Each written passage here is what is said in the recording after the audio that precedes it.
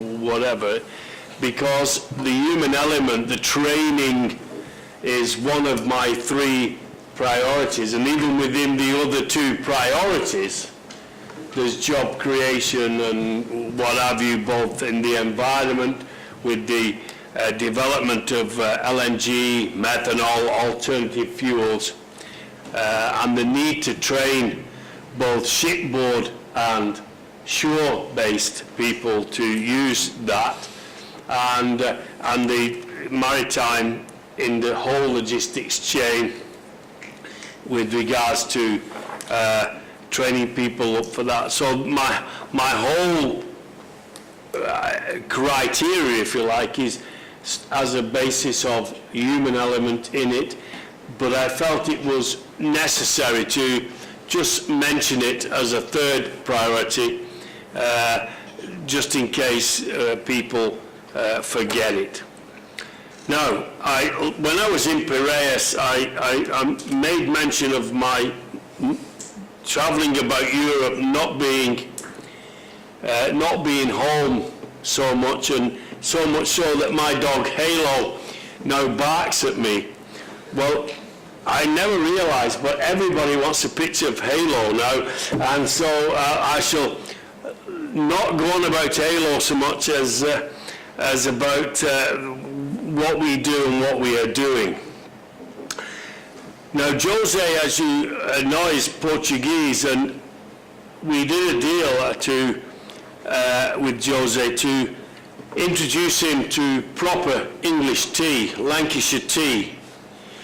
And this I've now done, and in the commission as well. So there's proper tea now in the commission, not tea with tea bags on a bloody string, proper tea. And in return, Jose promised to introduce me to proper port wine. Now, I admit I got the better of the deal, right?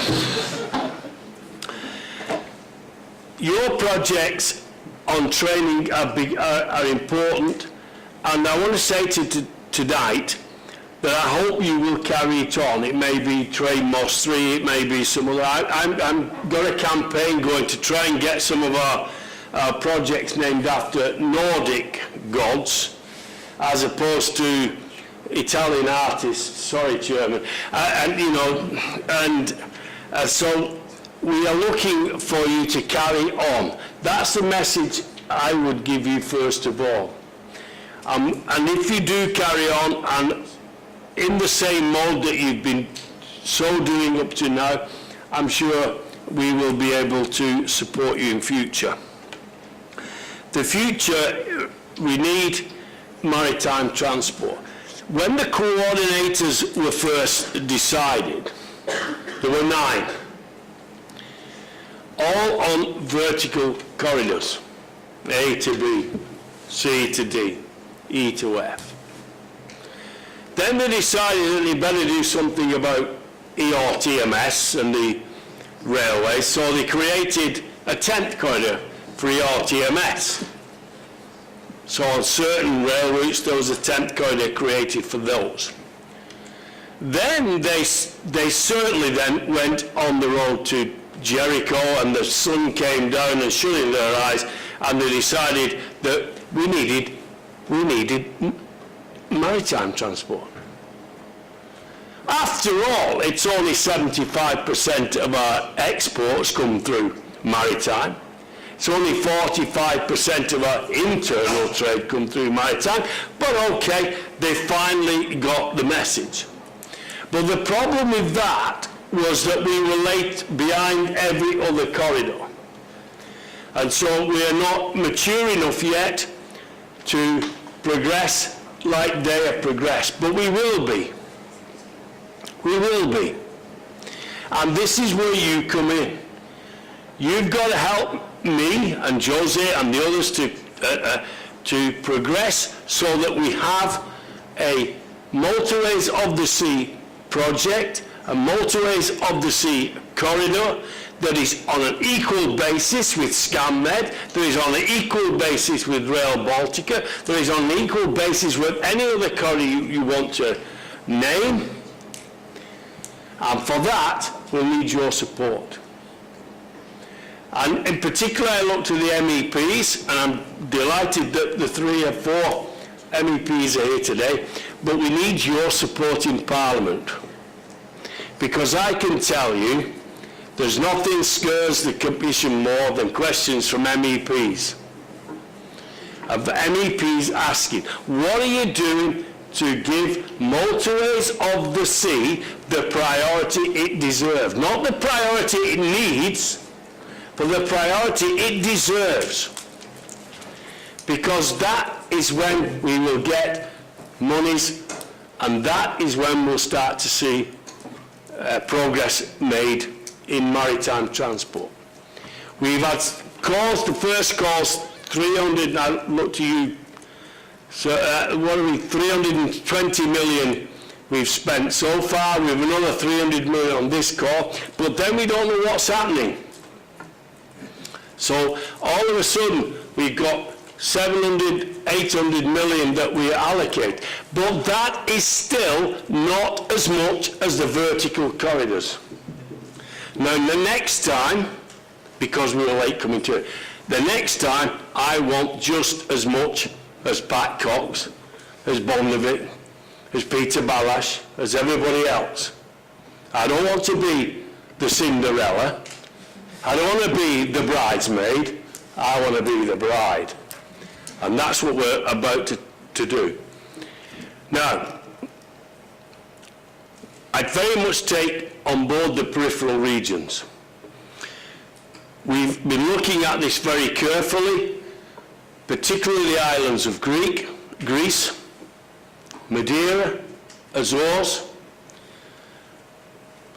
Shetland, Orkney, those what I call real peripheral regions.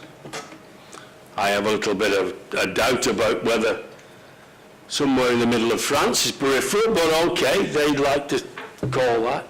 But those peripheral regions, and Malta including Cyprus, we've got to do the connecting because they rely on maritime transport for their livelihoods.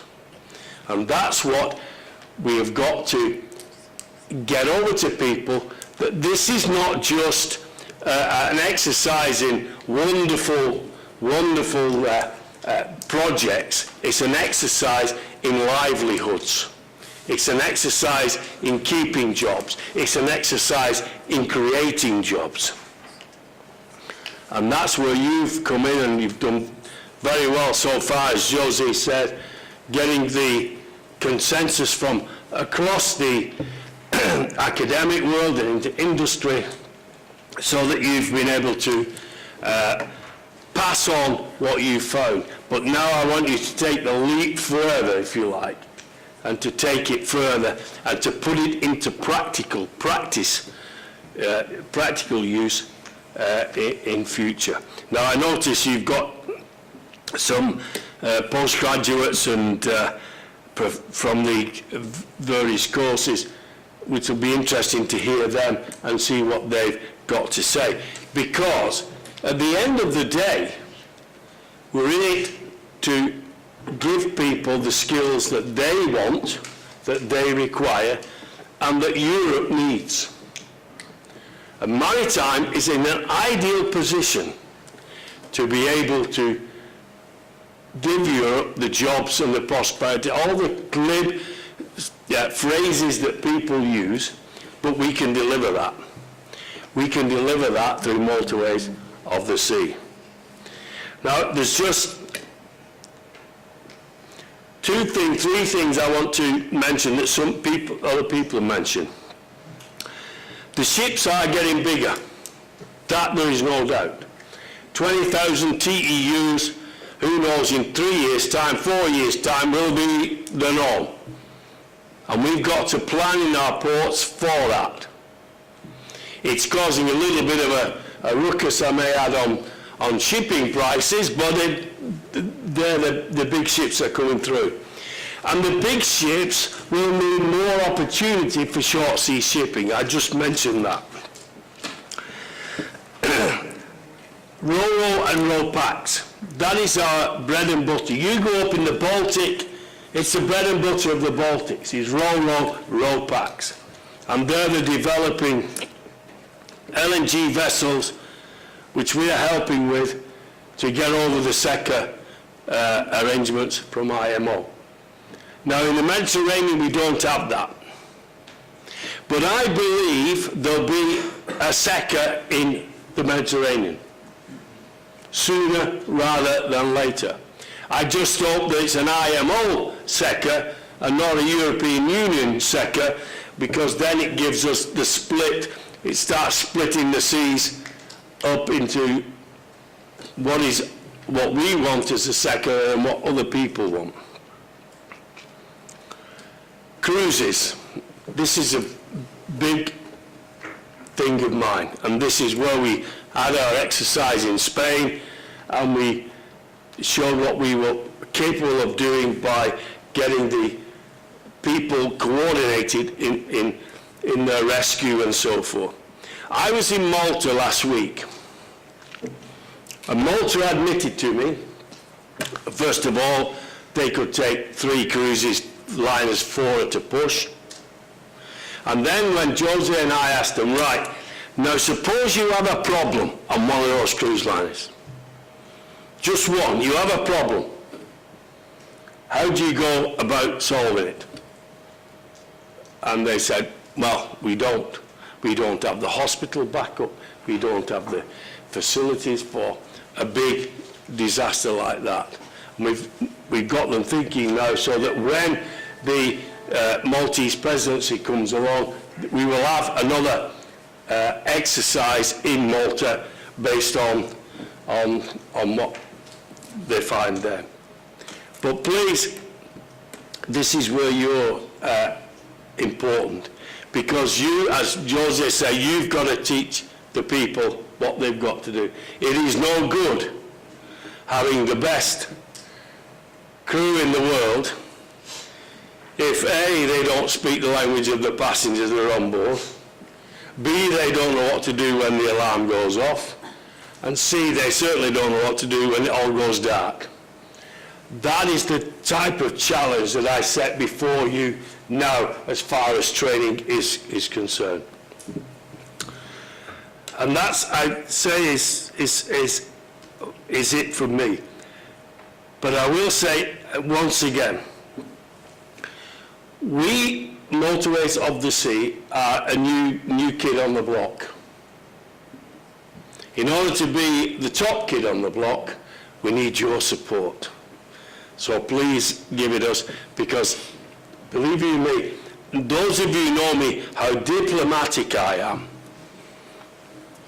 I'm certainly shouting from the rooftops in the Commission, and I'll certainly go on shouting at the rooftops in the Commission, because I believe maritime transport has a future, and I believe in the importance of maritime transport in Europe.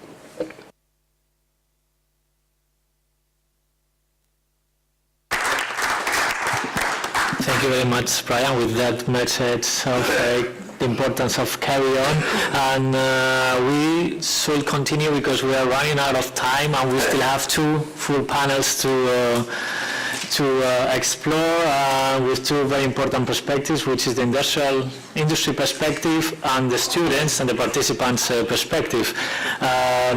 So without further delay, I would like to introduce to Sarah Blanc, who is a policy advisor at Sea Europe, and they are developing a European Skill Council on maritime technology. So maybe, Sarah, you could explain us a bit more what is this council about, which are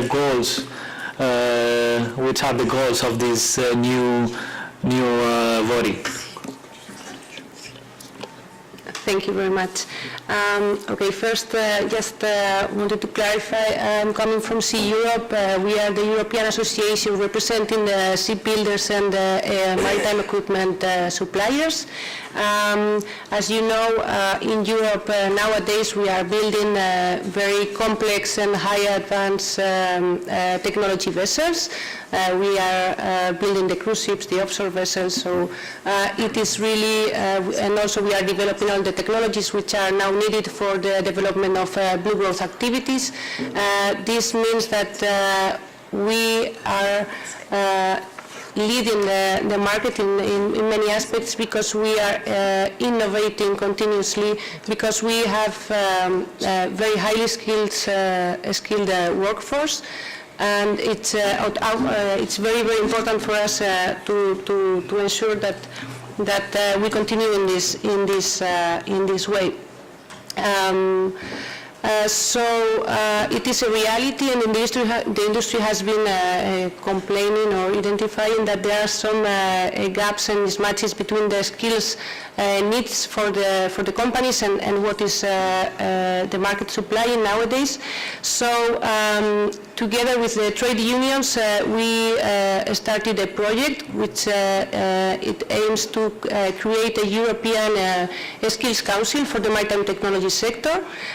We are working also together with vocational training institutes, universities, the regions, national authorities. So we have and all the industry. So we have a very, very big support. And we have been developing this project since 2011. We identified more than 200 stakeholders working at local or regional level in training and skills issues related to the maritime technology sector. So we wanted to bring everybody together to try to identify where are the skill gaps, and also mostly how to solve, which are the best ways to solve these mismatches. Now we are finishing the second part of the project. We are delivering early next year a report where we identify very concrete skills which are needed in the sector. We have seen how 80% of the staff working in the shipbuilding and maritime technology sector nowadays has a very high education level, both from the vocational training and from engineering backgrounds, for example. So yeah, we want to, and we have identified very, very interesting initiatives from companies or from regions who are trying to match, for example, the educational programs with the real needs of the industry. And that is the aim for the next 2 years also, to improve and this cooperation among all the stakeholders and improve the situation. Thank you very much, Sarai.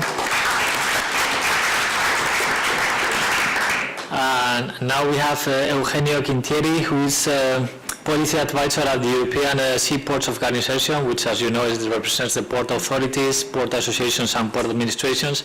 And for you, Eugenio, my question is very simple. Is it so big, the mismatch between what you see and what you need in the labor market?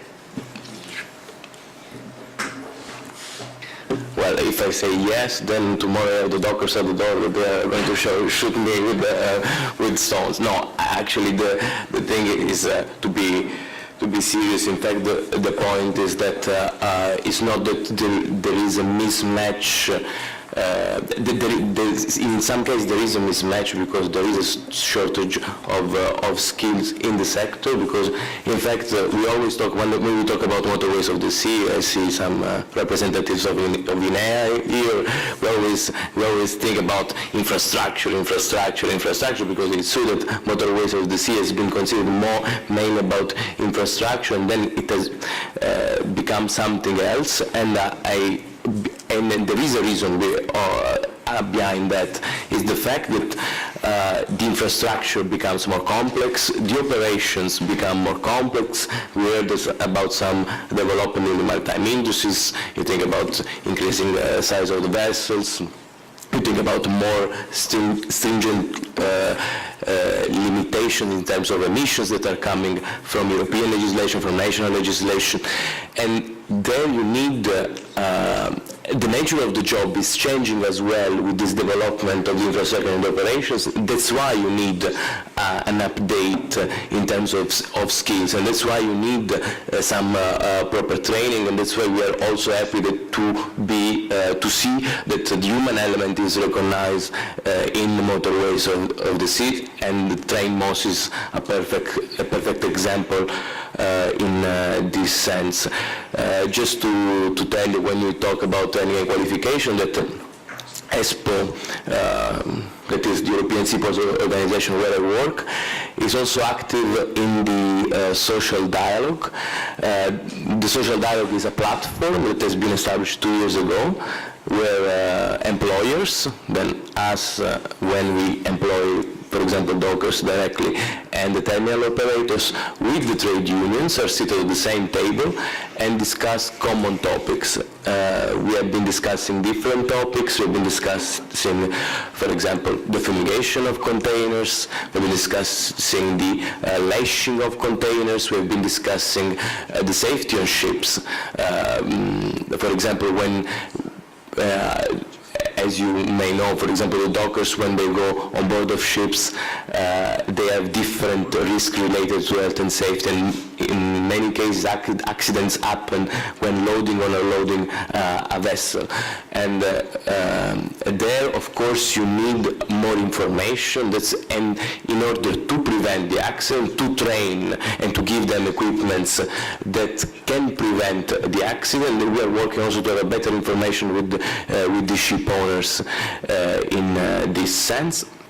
And we have been working also on something that is directly linked to what you have been doing with TrainMOS, that is the training and qualifications, and how to anticipate the change. We have a sector, I think, that when we talk about innovation, it's always, I would say, a sensitive topic at the moment, because if you say innovation, it will mean automation, and automation means less jobs and machines replacing humans. We believe that is not always the case, that you can anticipate and accompany innovation, because machines cannot be run by themselves, but they need more skills, and you need more training in order to accompany the innovative changes. And I think this is more or less my point, and I'm very happy that you organize this, and that I see many members of the European Parliament coming to the meeting.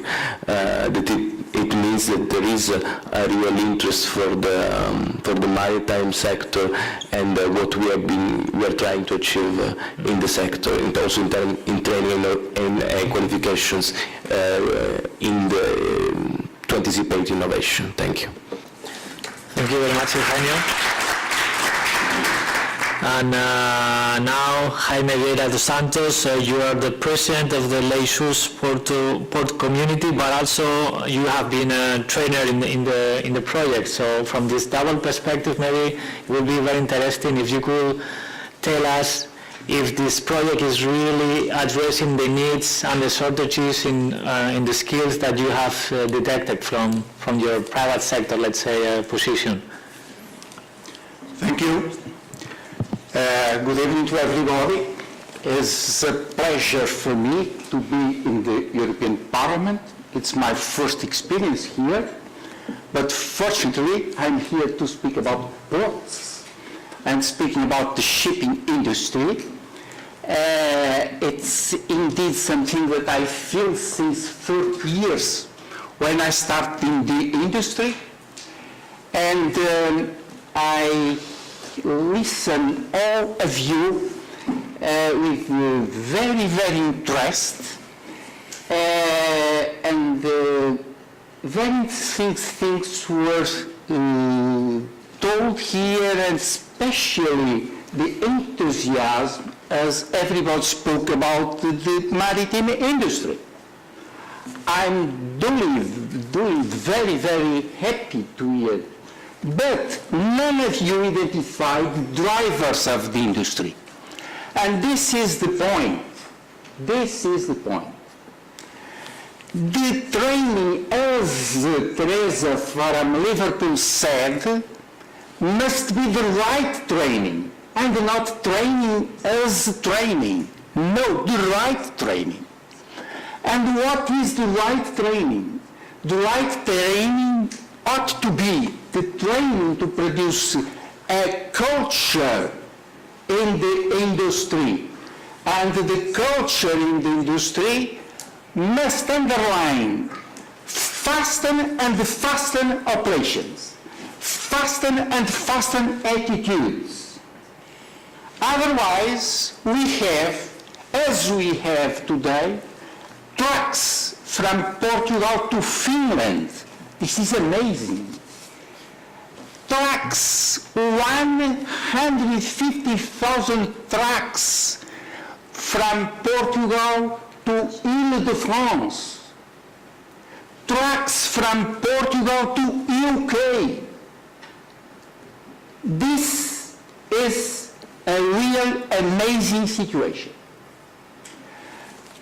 TrainMoS is very important to produce the knowledge. It's very important, and as trainer, I explained during the seminar how important is the culture of a faster and faster attitude. Everyone understood.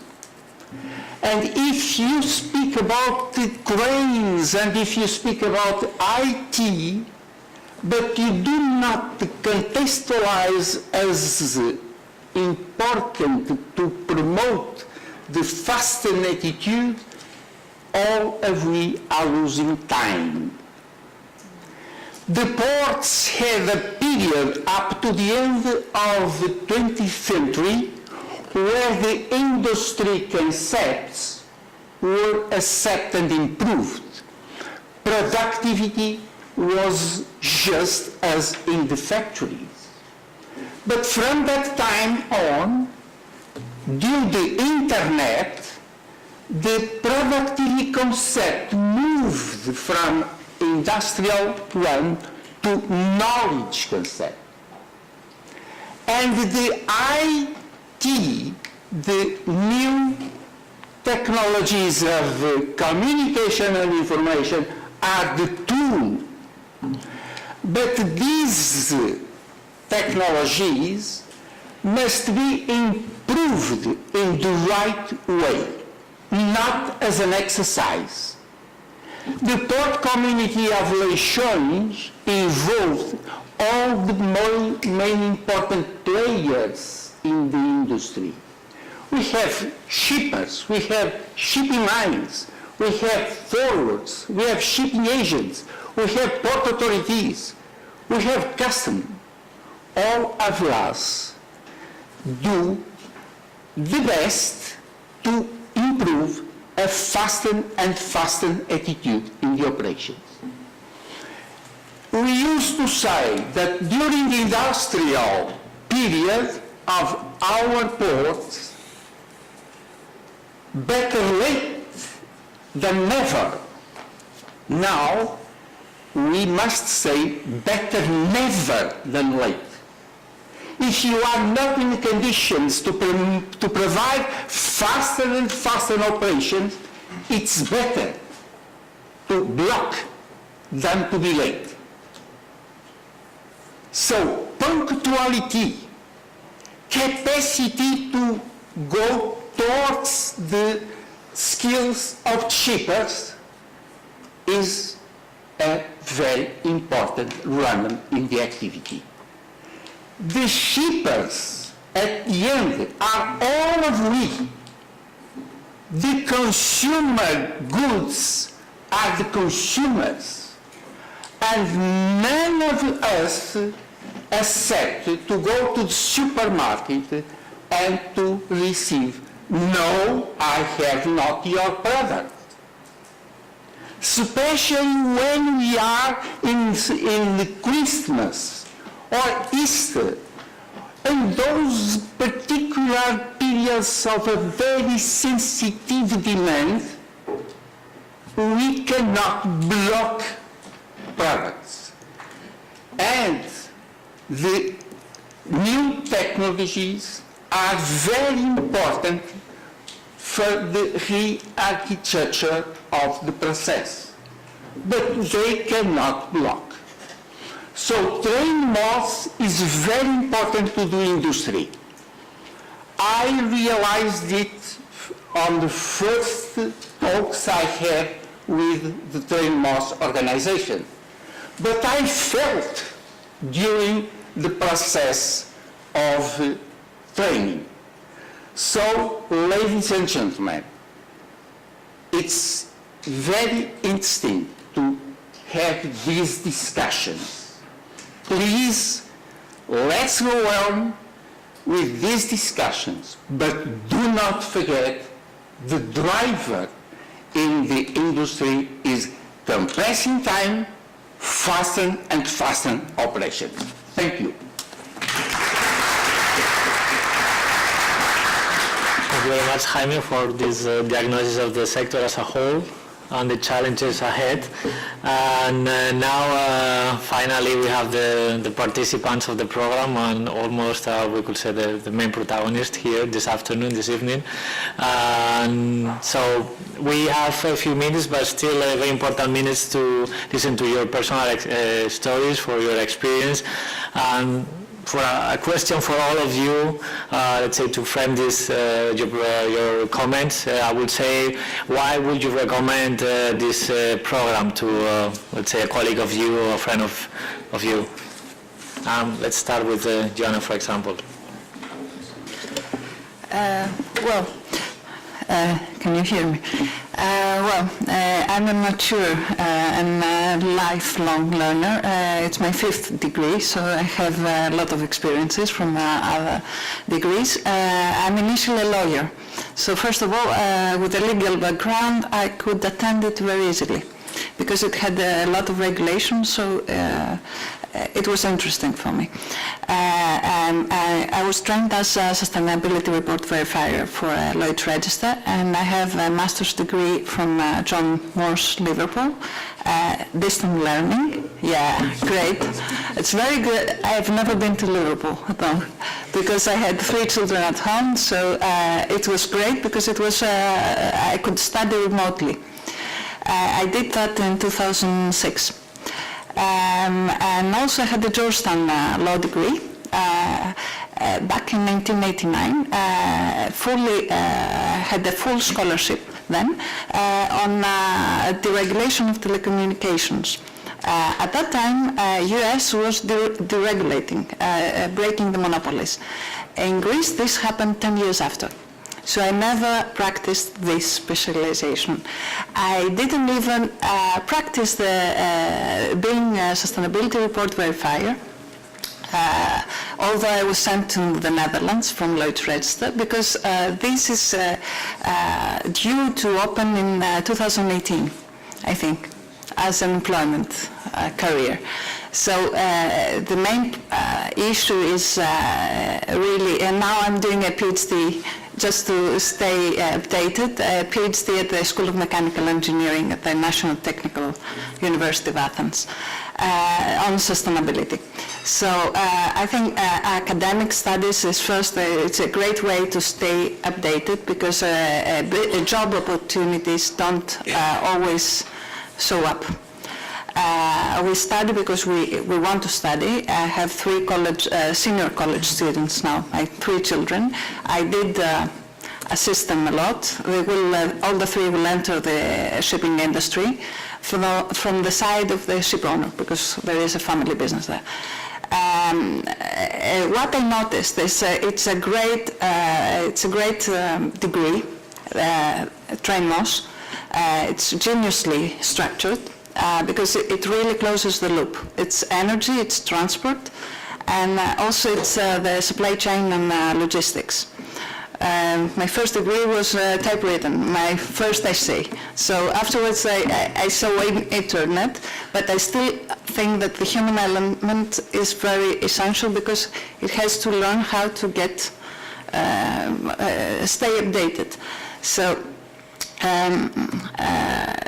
what has to be done, I think, to the EC, I suggest that the thing is that you have to not only to have all those nice associations that are at a high level, you have to reach down to the people that are that need jobs. I did pro bono work for the ship repair industry back in Athens, back in Piraeus. 300 pro bono legal service, and they drafted their statute to set up a social cooperative. They wanted to get trained in retrofitting. Yes, but in Greece we don't have shipyards. So first of all, we don't have any jobs. Secondly, they put in 3,000 each, and we had 80 businesses, because the other problem is 98% are small, medium enterprises. So when you want to train, whom will you train? And if they show up and say that, okay, we are very good, we can train people, they're lying, because all of them, they just have 2 or 3 employees and that's all. And most of them are their own children. So first of all, you won't keep meritocracy and diversity. First of all, women will be excluded. So I think that what you have to do is